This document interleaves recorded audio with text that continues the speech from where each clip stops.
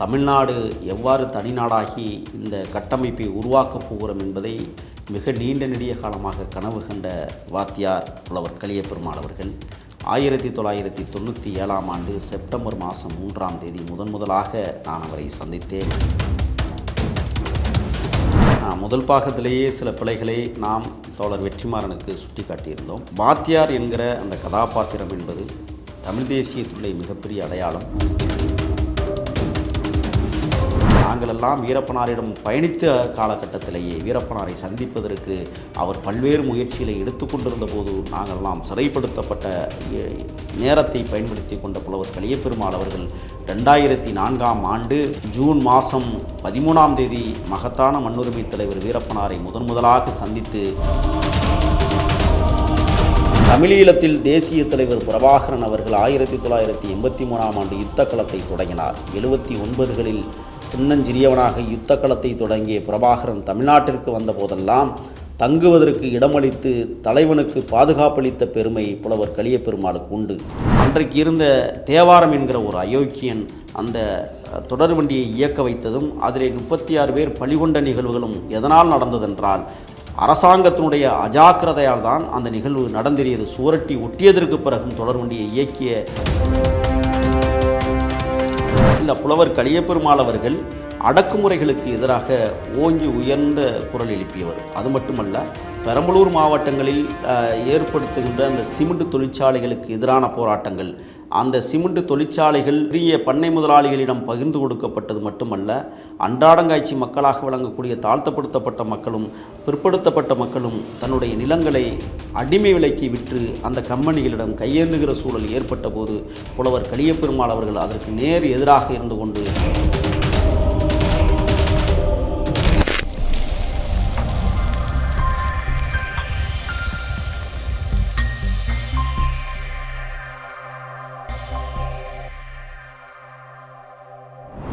வணக்கம் சார். வணக்கம். எப்படி இருக்கீங்க? நலமாக இருக்கேன். விடுதலை 2 அதில் வர அந்த வாத்தியாருங்கிற கேரக்டர் வந்து தமிழ் தேசியவாதிகள் என்ன சொல்கிறாங்கன்னா புலவர் கலியபெருமாள் அவர்களோட கதைன்னு சொல்கிறாங்க இல்லையா? பட் அதில் வந்து டிஸ்க்ளைமர் என்ன போடுறாங்கன்னா இது வந்து யாரையும் குறிப்பிடுற கதை இல்லை அப்படிங்கிறாங்க. யார் இந்த வாத்தியார்? அவர் அப்படி என்ன விதமான வேலைகள்லாம் செஞ்சார் சார்? இன்றைக்கு விடுதலை 2 இன்று தான் பார்க்க போகிறேன். 2வது நாள் இன்றைக்கு. முதல் பாகத்திலேயே சில பிழைகளை நாம் தோழர் வெற்றிமாறனுக்கு சுட்டி காட்டியிருந்தோம். இந்த வாத்தியார் என்கிற அந்த கதாபாத்திரம் என்பது தமிழ் தேசியத்துடைய மிகப்பெரிய அடையாளம், எங்களுக்கெல்லாம் வழிகாட்டி. இன்னும் சொல்லப்போனால் தமிழ்நாடு எவ்வாறு தனிநாடாகி இந்த கட்டமைப்பை உருவாக்கப் போகிறோம் என்பதை மிக நீண்ட நெடிய காலமாக கனவு கண்ட வாத்தியார் புலவர் கலியபெருமாள் அவர்கள் 1997ஆம் ஆண்டு செப்டம்பர் மாதம் 3ஆம் தேதி முதலாக நான் அவரை சந்தித்து அவரிடம் சொல்லுகிறேன், நான் வனத்திற்குள் செல்லப் போகிறோம், ஆயுதம் தரித்த போரை தொடங்கப் போகிறோம் என்று சொல்லுகிற போது கூட எங்களை வாழ்த்தி அனுப்பிய பெருமகனார் புலவர் கலியபெருமாள் அவர்கள். அவர் எடுத்துக்கொண்ட வரலாறு என்பது சாதாரணமானதல்ல. தனது குடும்பத்திற்கே தூக்கு தண்டனையை உறுதி செய்த குடும்பம். தமிழ்நாட்டில் கம்யூனிச தத்துவங்கள் தலைத்தோங்கியிருந்த 1983 87 காலகட்டங்களில் மகத்தான மண்ணுரிமை தலைவர் தமிழரசனுடைய கோட்பாடுகளும் புலவர் கலியபெருமாள் அவர்களுடைய கொள்கைகளும் மிகச்சிறந்த ஆளுமை தலைவர்களாக அன்றைய காலகட்டத்தில் உருவாக்கம் பெற்றது. புரட்சித் தலைவர் எம்ஜிஆர் அவர்களுடைய ஆட்சி காலத்தில்தான் தமிழ்நாட்டில் நக்சல்பாரிகள் அமைப்பு ஒழிப்பும் தமிழ் தேசியவாதிகளின் ஒழிப்பு போராட்டமும் தலைத்தோங்கியிருந்தது. புலவர் கலியபெருமாள் அவர்கள் அடக்கப்பட்ட ஒடுக்கப்பட்ட மக்களின் ஒரு மாபெரும் உன்னத தலைவனாக பொன்பரப்பி பகுதிகளில் கோலோச்சுகிற காலச்சூழல். புலவர் கலியபெருமாள் அவர்கள் தனது குடும்பத்தையே தமிழ் தேசிய விடுதலைக்கு வித்திட்டு தனது சொந்த ஆசிரியர் பணியை கூட துறந்துவிட்டு தமிழ் தேசிய தளத்தில் ஆயுதம் தரித்த போர்தான் நாம் இனிமேல் எடுக்கப் போகிறோம், ஆகையால் நாம் இந்த போரை தொடுத்தோமேயானால் தமிழ்நாடு தமிழருக்கே என்கிற ஒரு மிகப்பெரிய வலுவான கோட்பாட்டோடு களத்தில் நாம் இறங்கப் போகிறோம் என்பதை உறுதி செய்துதான் பல்வேறு காலகட்டங்களில் பல கொலை நிகழ்வுகள் தமிழ் தேசியத்திற்கு எதிரானவர்களை போட்டு தள்ளிய ஒரு நிகழ்வுகளும் தமிழ்நாட்டில் அரங்கேற்றமானது. பொதுவாக அன்றைய காலகட்டத்தில் தென்னார்காடு வடார்காடு என்று பிரிக்கப்பட்டிருந்த மாவட்டங்களில் தமிழ் தேசியத்தினுடைய மிகப்பெரிய போராளி குழுக்கள் ஜெயங்கொண்டத்தை தலைமையிடமாக கொண்டு முந்திரிக்காடுகளில் வலம் வந்த நிகழ்வுகள் இன்றளவும் மறக்க முடியாது. காரணம், இப்பொழுது விடுதலை 1 சொல்லப்பட்ட கதைக்களத்தில் சில பிழைகள் இருந்தாலும் கூட பாகம் 2 எவ்வாறு சொல்லப்பட்டிருக்கிறது என்பதை நாம் உற்று நோக்க வேண்டிய இடத்திற்கு வந்திருக்கிறோம். காரணம், புலவர் கலியபெருமாள் அவர்களுடைய தியாகம் தொழிலாளர்களுடைய பிரச்சனையில் தொடங்கி விவசாய பிரச்சனைகளின் அடிநாதமாக அந்த காலகட்டங்களில் அந்த பகுதியில் கடுமையாக எதிர்த்து போராடி கிட்டத்தட்ட நிலச்சுவார்ந்தார்களை ஒழிக்கும் முறையை மேற்கொண்டு மிகப்பெரிய களத்தில் பணியாற்றியவர்தான் புலவர் கலியபெருமாள். அவருடைய இறுதி நாட்கள் நாம் சொல்ல வேண்டுமானால் மகத்தான மண்ணுரிமை தலைவர் வீரப்பனார் அவர்களை சந்திப்பதிலே அவர் ஆர்வம் கொண்டிருந்த காலகட்டத்தில், நாங்களெல்லாம் வீரப்பனாரிடம் பயணித்த காலகட்டத்திலேயே வீரப்பனாரை சந்திப்பதற்கு அவர் பல்வேறு முயற்சிகளை எடுத்துக்கொண்டிருந்த போது நாங்களெல்லாம் சிறைப்படுத்தப்பட்ட நேரத்தை பயன்படுத்தி கொண்ட புலவர் கலியபெருமாள் அவர்கள் 2004ஆம் ஆண்டு ஜூன் மாதம் 13ஆம் தேதி மகத்தான மண்ணுரிமை தலைவர் வீரப்பனாரை முதலாக சந்தித்து, உங்களது ஆயுத வழி போராட்டத்திற்கு எந்த வழியை சேர்க்க வேண்டுமோ அந்த வழியையும் வலிமையும் நான் உங்களுக்கு தருகிறேன் என்று வீரப்பனாரிடத்திலே சொல்லிவிட்டு வெளியிலே கிட்டத்தட்ட 3 முறை சந்திப்பு நிகழ்ச்சிகளை புலவர் கலியபெருமாள் அவர்கள் வீரப்பனார் இடத்திலே நிகழ்த்தி காட்டினார்கள். ஆனால் துரதிருஷ்டவசமாக புலவர் கலியபெருமாள் அவர்கள் 4வது முறை வீரப்பனாரை சந்தித்தார் என்றால் நிச்சயமாக வீரப்பனார் அந்த 2004 அக்டோபர் 17ஆம் நாள் ஒரு வீர மரணத்தை தழுவியிருக்க வேண்டிய அவசியமே ஏற்பட்டிருக்காது.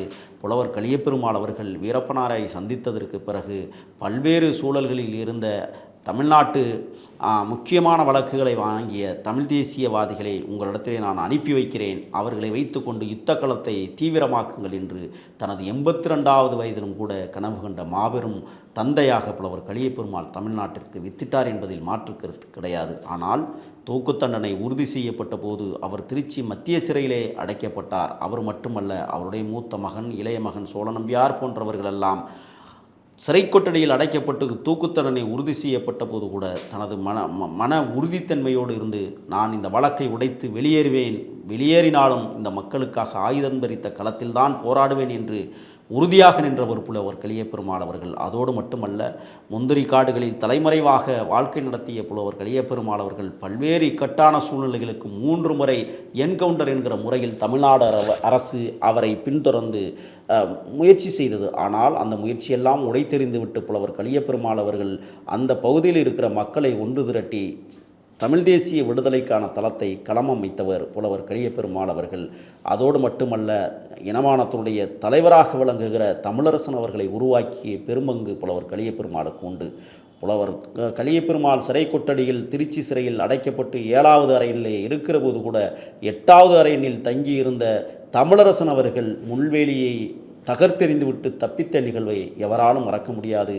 அந்த முள்வேலியிலிருந்து குதித்து கீழே விழுகிற போது அவருக்கு கால் ஒடிந்து விடுகிறது. அப்பொழுது தஞ்சை மருத்துவக் கல்லூரியில் சிகிச்சையில் இருந்த தமிழரசனை எப்படியாவது தப்பித்து விடச் சொல்லுங்கள், அவர் உயிருக்கு பேராபத்து இருக்கிறது என்கிற ஒரு விடயத்தை உணர்ந்து கொண்ட புலவர் கலியபெருமாள் அவர்கள் ஒரு கடிதம் எழுதி தமிழரசனுக்கு அனுப்புகிறார்.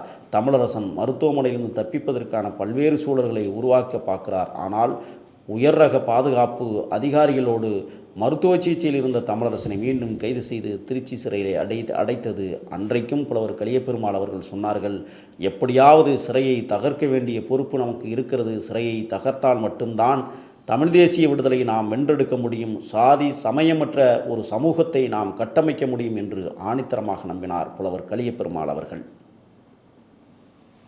ஆமாம், என்ன மாதிரியான விஷயங்கள்ல அவரோட வாழ்க்கை நடந்து எதனால் அவர் இந்த பாதையை தேர்ந்தெடுத்தார் சார்? இல்லை, அவர் ஆசிரியர் பணியாக தமிழ் புலவராக இருந்து பள்ளிக்கூடங்களில் பணியாற்றுகிற போது தமிழீழத்தில் தேசிய தலைவர் பிரபாகரன் அவர்கள் 1983ஆம் ஆண்டு யுத்த களத்தை தொடங்கினார். 79களில் சின்னஞ்சிறியவனாக யுத்த களத்தை தொடங்கிய பிரபாகரன் தமிழ்நாட்டிற்கு வந்த போதெல்லாம் தங்குவதற்கு இடமளித்து தலைவனுக்கு பாதுகாப்பளித்த பெருமை புலவர் கலியபெருமாளுக்கு உண்டு. தேசிய தலைவனால் பாராட்டு பெற்றவர் தமிழ்நாட்டில். இன்னும் சொல்லப்போனால் ஒரு மதிக்கத்தக்க தலைவனாக எனக்கு இருக்கிறார் தமிழ்நாட்டில் ஒருவர் யார் என்றால் அவர்தான் புலவர் கலியபெருமாள் என்று தேசிய தலைவரால் பாராட்டு பெற்றவர். அந்த வகையில் தமிழ்நாட்டிலும் ஆயுத புரட்சியை தொடுத்தால் மட்டுமே இங்கே சாதியம் ஒளியும் தமிழ் தேசியம் வெல்லும் என்பதிலே அசைக்க முடியாத நம்பிக்கை கொண்டார். ஆகையால் தான் தன்னுடைய மகன்களுக்கே தாழ்த்தப்படுத்தப்பட்டவர்களுடைய சமூகத்திலிருந்து பெண் எடுத்தார். தன்னுடைய மகளை தாழ்த்தப்படுத்தப்பட்ட சமூகத்திற்கே திருமணம் செய்து வைத்தார். ஒரு உயர்நிலையில் இருந்த சமூகத்தை அவர் எந்த இடத்திலும் காட்டிக்கொள்ளாமல் தலித்து விடுதலையே தமிழ்நாட்டின் விடுதலை என்பதை உலகறிய செய்து உணர்த்தியவர். ஆகையால் புலவர் கலியபெருமாள் அவர்கள் ஆயுதம் தரித்த போரில் ஆழமாக காலூன்றியதற்கு காரணம், ஆளும் அரசு அதிகார வர்க்கம் புலவர் கலியபெருமாளை ஆயுதம் தரித்து தான் இவனை அடக்க முடியும் என்று கங்கணம் கட்டிக்கொண்டு அவரை அழிப்பதற்கு முற்பட்ட போதெல்லாம் ஆயுதத்தை அழிக்க வேண்டுமானால் நாம் ஆயுதத்தை எடுத்தால் மட்டுமே இந்த விடுதலைக்கான தீர்வு என்பதில் முழு மனதாக நம்பிதான் களத்திலே குதித்தார். ஆயுத வழி போராட்டம் என்பது எதிரிகள் தீர்மானித்தது என்பதை அவர் உலகத்திற்கு உணர்த்தியவர். இல்லை, அரசாங்கத்திற்கு எதிரான என்ன மாதிரியான நடவடிக்கைகளில் அவர் தீவிரமாக ஈடுபட்டார்? அதற்கு அரசாங்கம் என்ன விதமான எதிர்வினை ஆற்றுச்சு? இல்லை, புலவர் கலியபெருமாள் அவர்கள் அடக்குமுறைகளுக்கு எதிராக ஓங்கி உயர்ந்த குரல் எழுப்பியவர். அது மட்டுமல்ல, பெரம்பலூர் மாவட்டங்களில் ஏற்படுத்துகின்ற அந்த சிமெண்ட் தொழிற்சாலைகளுக்கு எதிரான போராட்டங்கள், அந்த சிமெண்ட் தொழிற்சாலைகள் பெரிய பண்ணை முதலாளிகளிடம் பகிர்ந்து கொடுக்கப்பட்டது மட்டுமல்ல, அன்றாடங்காய்ச்சி மக்களாக விளங்கக்கூடிய தாழ்த்தப்படுத்தப்பட்ட மக்களும் பிற்படுத்தப்பட்ட மக்களும் தன்னுடைய நிலங்களை அடிமை விலைக்கு விற்று அந்த கம்பெனிகளிடம் கையேந்துகிற சூழல் ஏற்பட்ட போது புலவர் கலியபெருமாள் அவர்கள் அதற்கு நேர் எதிராக இருந்து கொண்டு அந்த பெரிய பண்ணை முதலாளிகளை எதிர்த்து களத்திலே குதித்து 1000 மாட்டு வண்டிகளோடு போராட்டம் நடத்திய பெருமகன் புலவர் கலியபெருமாள் அவர்கள். அன்றைய காலகட்டத்தில் அவர் ஒரு போராட்டத்தில் இறங்குகிறார் என்றால் மக்கள் ஆயிரக்கணக்கிலே கூடி அவருக்கு ஆதரவு கரம் நீட்டினார்கள். எந்த இடத்திலும் சமரசம் செய்து கொள்ளாத சமத்துவ தலைவராக புலவர் கலியபெருமாள் அவர்கள் விளங்கினார்கள். இப்போ அவர் இந்த வெற்றிமாறன் அவர்களோட படத்தை பார்க்கும்போது இந்த பாம், பொதுமக்கள் பயன்படுத்துகிற மேம்பாலத்துக்கு பாம் வைக்கிறது, போலீஸ் ஸ்டேஷனில் புகுந்து தாக்குறது, இந்த மாதிரியான செயல்பாடுகள்லையும் அவர் வாத்தியார் அவர்கள் ஈடுபட்டாரா சார்? இல்லை, புலவர் கலியபெருமாள் அவர்கள் நீங்கள் சொல்வதைப் போல பாலத்தகர்ப்புக்கு அவர் உடன்படவில்லை. காரணம், அது நடத்தியது தமிழரசன் படையிலான தமிழ்நாடு விடுதலைப்படை. தமிழ்நாடு விடுதலைப்படைக்கு ஆலோசகராக மட்டுமே செயல்பட்டவர் புலவர் கலியபெருமாள் அவர்கள். பொதுவாக மலைக்கோட்டை துரித வண்டியை அவர்கள் உடைக்க வேண்டும் என்று கருதியதின் நோக்கமே ஈழத்தில் நடைபெற்ற யுத்த களத்திற்கு இலங்கை அரசுக்கு ஆதரவாக இந்திய அரசு செயலாற்றியதனுடைய விளைவுதான். மத்திய அரசை நாம் எதிர்த்தாக வேண்டும், அதற்கு ஏதாவது ஒரு வகையில் நாம் எதிர்ப்பு தெரிவிக்க வேண்டும் என்று கருதியதால் தான் நீங்கள் குறிப்பிட்டதைப் போல பாலத்தகர்ப்பு நிகழ்வுகளில் தமிழ்நாடு விடுதலைப்படை தீவிரமாக இறங்கியது. ஆனால் அந்த பாலத்தகர்ப்புக்கு முன்னால் அவர்கள் ஒரு சுவரொட்டியை அடித்து அந்த பகுதிகளில் ஒட்டுகிறார்கள். பாலத்தை தகர்க்கிறோம், இப்படிக்கு விடுதலைப்படை என்றெல்லாம் சுவரொட்டிகள் அடித்து ஒட்டியதற்கு பிறகும் கூட அந்த நிலைய கண்காணிப்பாளர்கள், தொடர்வண்டி நிலைய கண்காணிப்பாளர்கள் அதை பெரிதுபடுத்தாமல் பொருட்படுத்தாமல் அன்றைக்கு இருந்த தேவாரம் என்கிற ஒரு அயோக்கியன் அந்த தொடர்வண்டியை இயக்க வைத்ததும் அதிலே 36 பேர் பலிகொண்ட நிகழ்வுகளும் எதனால் நடந்ததென்றால் அரசாங்கத்தினுடைய அஜாக்கிரதையால் தான் அந்த நிகழ்வு நடந்தேறியது. சுவரட்டி ஒட்டியதற்கு பிறகும் தொடர்வண்டியை இயக்கிய பெரும் கூத்தாடிகள் இந்த தேவாரம் போன்ற தலைமையிலான காவல்துறை படை. ஆக புலவர் கலியபெருமாளுக்கும் அதற்கும் சம்பந்தமில்லை என்றாலும் கூட அவரும் அந்த வழக்கிலே கைது செய்யப்பட்டு சிறைப்படுத்தப்பட்டார் என்பதுதான் உண்மை. காரணம், தமிழ் தேசிய விடுதலையை அடக்க வேண்டும் என்பதிலே அன்றைக்கு இருந்த முதலமைச்சர் எம்ஜிஆர் அவர்கள் தமிழ்நாட்டு விடுதலையை எதிர்த்தார், தமிழீழ தாயக விடுதலையை ஆதரித்தார். இந்த முரண்கள் தான் மிகப்பெரிய தாக்கத்தை தமிழ்நாட்டில் உருவாக்கியது. ஆக நீங்கள் குறிப்பிட்டதைப் போல பாலம் தகர்ப்பு போன்ற விடயங்களும் சரி, காவல் நிலைய தகர்ப்பு என்பது சாதாரணமானதல்ல. நீங்கள் அதாவது காவிரியில் தண்ணீர் தர மறுக்கிற கர்நாடகாவை எதிர்த்து நாம் கிருஷ்ணராசசாகரணையை உடைத்தால்தான் தமிழர்களுக்கு தண்ணீர் கிடைக்கும் என்று நம்பினார் அன்றைய விடுதலைப்படை இயக்கத்தினுடைய தலைவர் தமிழரசன். ஆகையால் அதற்கு பொருளாதாரம் தேவைப்பட்டது. அந்த பொருளாதாரத்தை நாம் எடுக்க வேண்டுமானால் மத்திய அரசு நிறுவனத்திலேயே அந்த பணத்தையோ பொருளையோ நாம் எடுக்க வேண்டும் என்று கருதியதால் பொன்பரப்பி காவல் நிலையத்திற்குள் புகுந்து இந்தியன் வங்கியிலே அவர் பணங்களை எடுத்து வெளியே வருகிற போதுதான் பொதுமக்கள் போர்வையில் போலீஸ் ஊடுருவி தலைவர் தமிழரசனை கொன்று பழி தீர்த்தது. இதுதான் வரலாறு.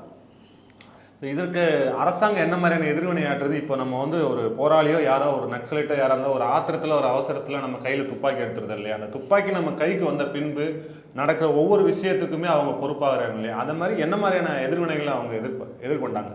இல்லை, பொதுவாக அந்த காலகட்டங்களில் தமிழ்நாடு விடுதலைப்படை தான் டிஃபன் பாக்ஸ் குண்டுகளை கண்டுபிடித்தார்கள். மிதிவண்டி வெடிகுண்டுகளை கண்டுபிடித்தார்கள். பல்வேறு வகைகளில் தன்னுடைய ஏனென்றால் விடுதலைப்படையில் பணியாற்றியவர்கள் அனைவரும் பொறியாளர்களாக இருந்ததால் தமிழரசன் போன்ற மிகப்பெரிய ஆளுமை தலைவர்கள் அதை கச்சிதமாக நிறைவேற்றுவதற்கு எளிமை வகுத்தார்கள்.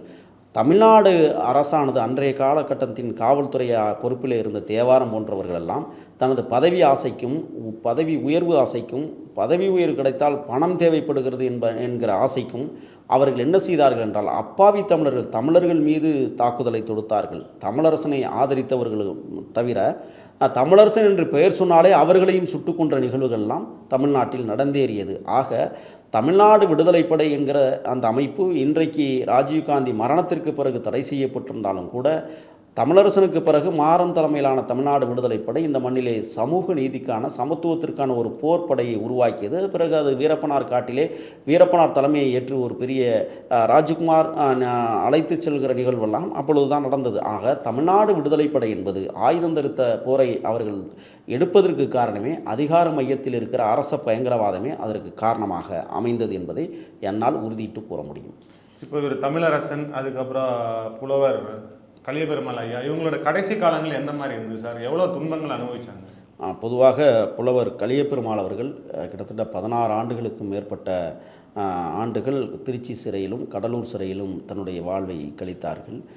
உச்சநீதிமன்றத்தினுடைய தீர்ப்பின் அடிப்படையில் தான் அவர் விடுதலையானார்.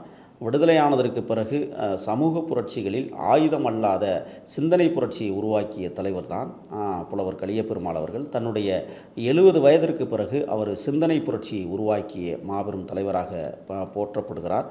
தோழர் தமிழரசன் அவர்கள், தலைவர் தமிழரசன் 1987 ஆண்டுகளில் அவர் நடத்திய யுத்த போராட்டம், ஆயுதம் தரித்த அந்த யுத்த போராட்டம் தான் அதிகார மையத்தை ஆட்டிவித்தது. வடார்காடு தென்னார்காடு மாவட்டங்களில் தமிழ்நாடு விடுதலைப்படை மிக பரவலாக வளர்ந்து வந்தது. அந்த வளர்த்த பெருமை தமிழரசனையே சாரும். ஆனால் பிறகு அந்த ஆயுதம் தரித்த போரை ஆயுதத்தாலேயே வீழ்த்திய பெருமை தமிழ்நாடு அரசுக்கு உண்டு. காரணம், போதுமான ஆயுதங்கள் தமிழ்நாடு விடுதலைப்படையிடம் இல்லாத காரணத்தால் பொன்பரப்பி காவல் நிலைய தாக்குதலாக இருக்கட்டும் அல்லது ஜெயங்கொண்டம் காவல் நிலைய தாக்குதலாக இருக்கட்டும், இப்படி பல்வேறு காவல் நிலையங்கள் தாக்குதல் தொடுக்கப்பட்டும் அங்கே இருந்த ஆயுதங்களை எடுத்து மக்கள் அதிகாரத்தை சமமாக்கப்பட வேண்டும் என்று கருதிய தமிழரசன் அவர்கள் பல்வேறு யுத்த நிலைகளை கையாண்டிருந்தாலும் ஆளும் அதிகார வர்க்கத்திடம் ஆயுத பலம் கூடுதலாக இருந்ததால் அந்த மாபெரும் அந்த புரட்சி யுத்தம் அழிக்கப்பட்டது என்று தான் சொல்ல முடியும். நன்றி, வணக்கம். நன்றி.